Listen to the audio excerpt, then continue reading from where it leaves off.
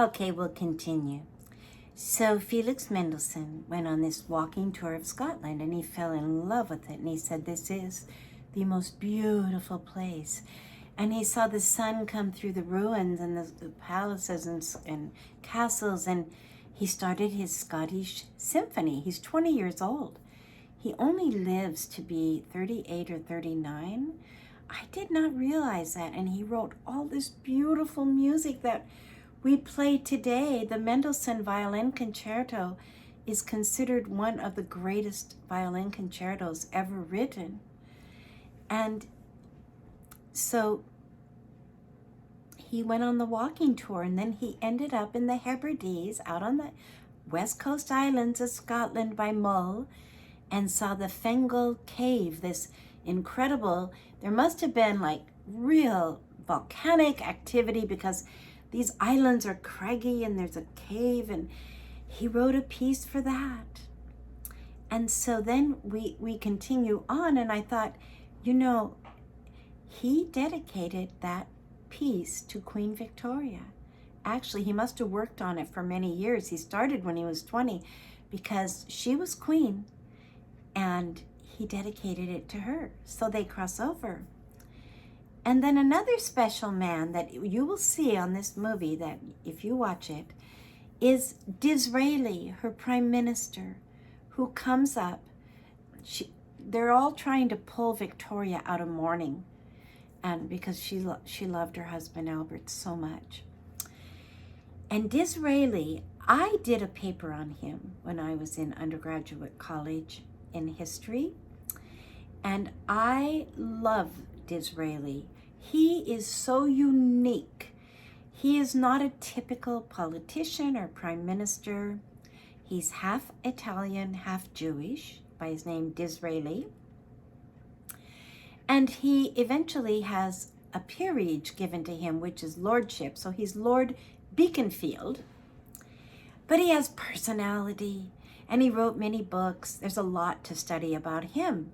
But he came into Queen Victoria's life at the right time. And when she was having her big 50th year celebration, he said, let's make this big. And I think he's behind a lot of the great pomp and circumstance that goes on today, because she was an empress. It was the British Empire, and there was India, there was Africa, there was Asia. And all the people came from all the colonial places and to give honor to the Queen. They loved Queen Victoria. The Victorian Empire had brought education to these places, hospitals, churches, schools, Christianity, civilization. They'd passed laws to protect women and children. And so there was a lot of good, and they came to give her honor. Well, Disraeli was behind that. And he's so well spoken.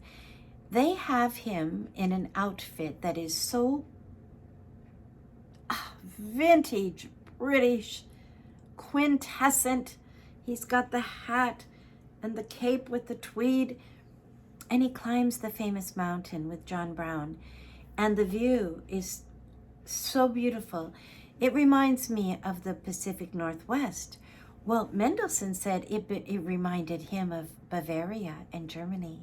And that's why I decided to use this Bavarian tea set today, because the Bavaria area of Germany is the beautiful southern Germany, where the Alps are and the mountains. And it is so beautiful, very similar to the Pacific Northwest. Probably more snow, a little more severe, because they don't have a big Puget Sound like we have. I think the Puget Sound and the ocean keeps things from being so cold or so hot. It tempers it a little bit. I'm learning this. The older you get, the more you learn. I didn't really realize that until just recently. Don't you love to learn new things? Isn't it wonderful? Well, there's a lot to know about Queen Victoria. When someone reigns for 63 years, over a kingdom and has 8 children that end up marrying all the royals of Europe. She's a grandmother to kings, queens. She was a grandmother to Kaiser Wilhelm in Germany. She was the grandmother to the Tsarina in Russia. And then tragic things happened in World War I and World War II, but for her sake, thankfully, she passed away when she was 82, and that was in I think it was 1901 or 1902. So she really lived during a time. They also had wars, but not on British soil. They saw the Crimean War, which was really bad. That's, Tolstoy's War and Peace, but Charge of the Light Brigade. These brave people, that through history, some were forced to fight, but some did fight voluntarily to defend their land. Well, let's come back to Veterans Day, and I have something special to actually play, and it's so strange. I've been thinking all about this Scottish, and here a friend of mine sent me this beautiful. This is so beautiful. You will love it. Let's get it.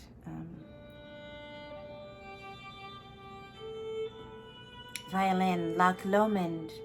This is a young man playing today, and he does variations, and I know it's original. He's put it together himself on. That's the Scottish song, Loch Lomond. Isn't that beautiful? On the bonny, bonny banks.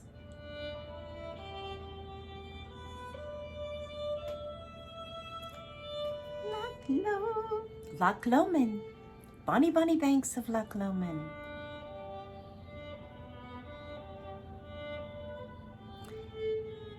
We're all so connected. This is so part of our heritage.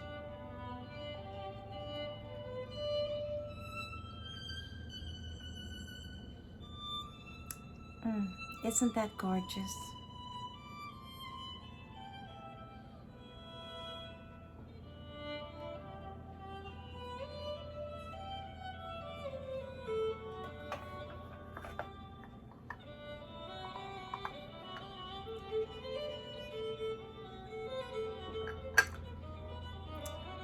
Well, I'm so happy you've joined me today.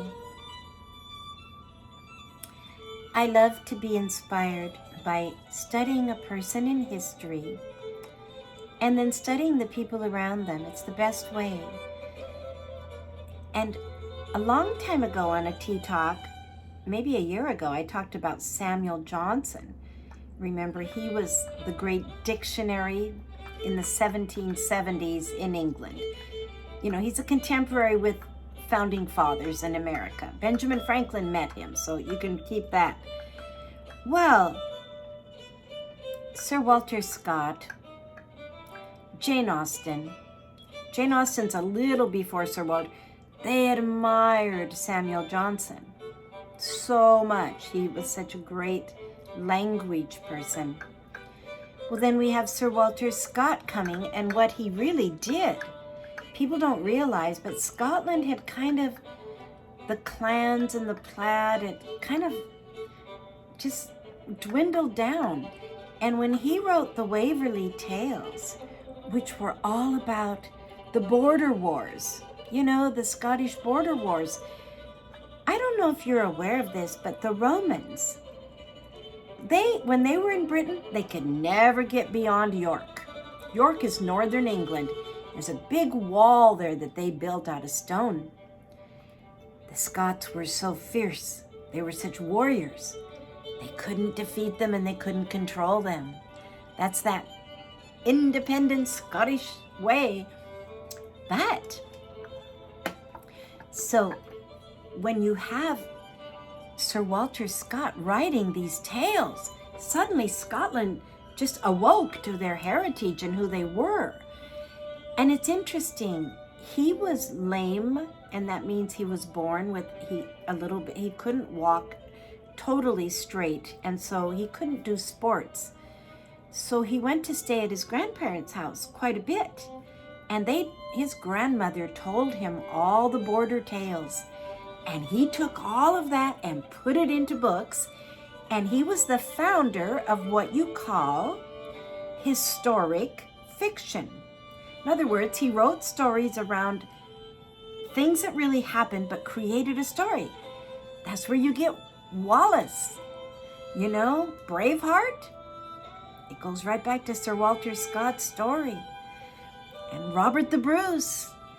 And he told all the tales of all the bravery, and it awakened Scotland.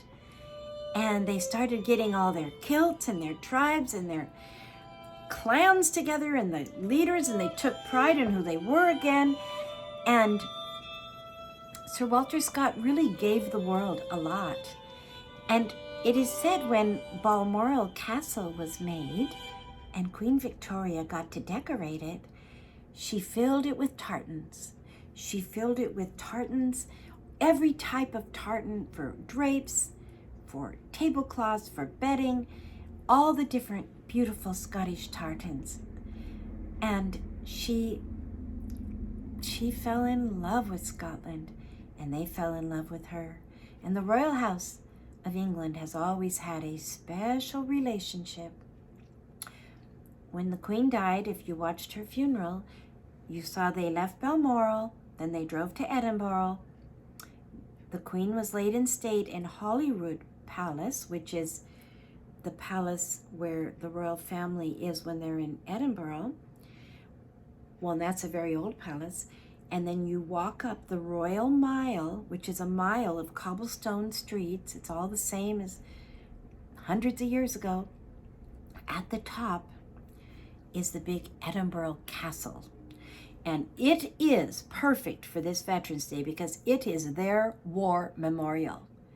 And it commemorates all the men that were lost in World War I, World War II, and it goes back. It's like a museum. And there is scripture engraved on the wall in the stone.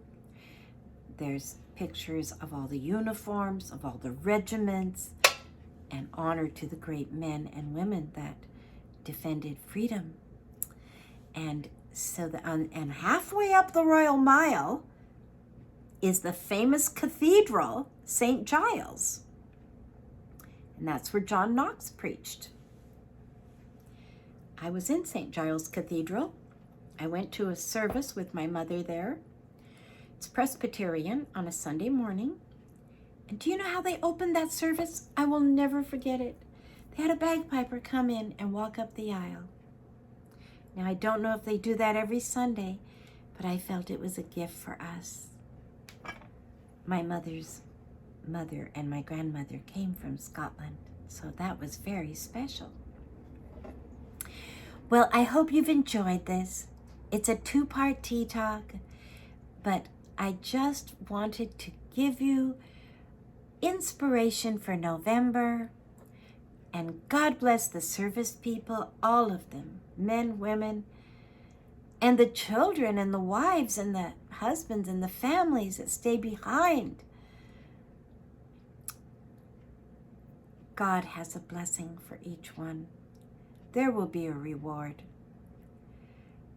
When you give that much for your country and for others, there's a reward.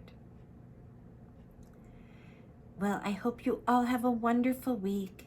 And if you know someone that's a veteran, or you see someone in a uniform, thank them, honor them today and always. Okay. And have a good cup of tea, and God bless you. And I look forward to seeing you next time.